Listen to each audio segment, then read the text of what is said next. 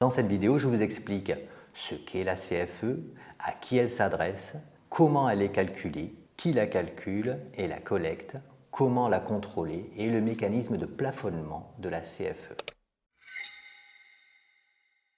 Alors, la CFE est un impôt local dû par les personnes physiques ou morales qui exercent une activité professionnelle. Elle a remplacé avec la CVAE l'ancienne taxe professionnelle. La CFE est due dans chaque commune où le professionnel dispose de locaux pour les besoins de son activité, qu'il en soit propriétaire ou locataire.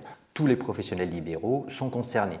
Ceux qui exercent en nom propre, en entreprise individuelle et ceux qui exercent en société, en CELAR le plus souvent. Certaines exonérations ou dispositifs spécifiques existent, notamment lors du début d'activité ou selon les zones géographiques d'activité.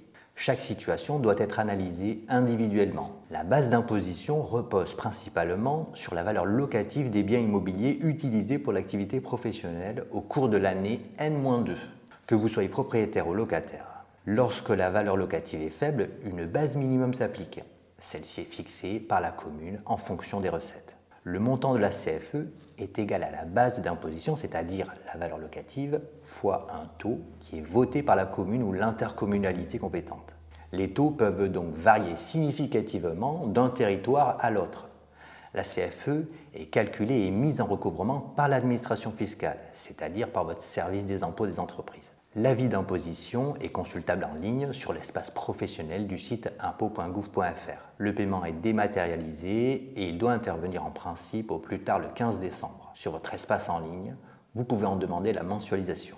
Vous pouvez, au moins la première année où vous recevez votre avis de CFE, vérifier sur votre avis la valeur locative retenue, la surface déclarée du local professionnel, la catégorie du local professionnel, commercial, l'application correcte d'éventuelles exonérations, la base minimum appliquée et la tranche de recettes retenue.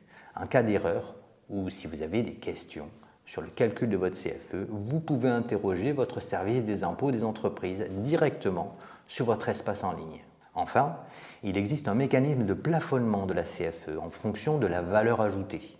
Sous certaines conditions, si le total du montant de votre CFE et de votre CVAE excède plus d'environ 1,5% de la valeur ajoutée, il est possible d'obtenir un dégrèvement de la CFE. Voilà, vous en savez maintenant un peu plus sur la CFE.